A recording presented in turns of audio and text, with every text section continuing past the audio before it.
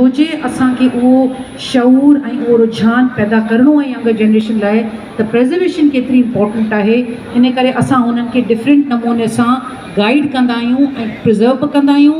मज़ीद उन जी प्रिजर्वेशन वधाइण जे लाइ उन्हनि खे घर में कहिड़े नमूने सां स्टोर करियो, उन में बि असां उन्हनि खे तमामु घणो गाइड कंदा आहियूं। उन जे हवाले सां तव्हांजी हिकिड़ी ऐं कंटिन्यूटी इन ॻाल्हि में त फ़क़ति असांजी फील्ड ऑफ प्रिजर्वेशन में जीअं ज़हरा चयो तमामु घणियूं माइनर फील्ड्स घुरनि थियूं जेके अॻियां वञी मेजर जॉब स्किल्स जे हवाले सां उहो नुमायां थियनि थियूं। उन में रिसर्च स्पेशलिस्ट आहिनि, उन में कलेक्शन्स केयर स्टाफ आहिनि, उन में प्रिवेंटिव प्रिजर्वेशनिस्ट आहिनि, उन में रेस्टोरर्स आहिनि, उन में डिजिटलाइज़र्स आहिनि। ॿाहिरि जी दुनिया में फ़क़ति यूके में ई जेकी उन्हनि जी ब्रिटिश लाइब्रेरी जी कॉन्ज़र्वेशन सेंटर आहे जंहिंजो कमु उहो ई आहे जेको असां कमु करियूं था, जिते असांजा 4 माण्हू इहो कमु कनि था। उन्हनि वटि 20-30 ॼणनि जो स्टाफ आहे जेको साॻियो कमु कनि था, पर उहे ई डिफरेंट डिपार्टमेंट जी डिफरेंट कैटेगरीज़।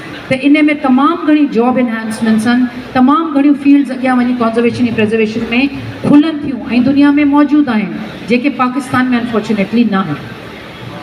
ओके।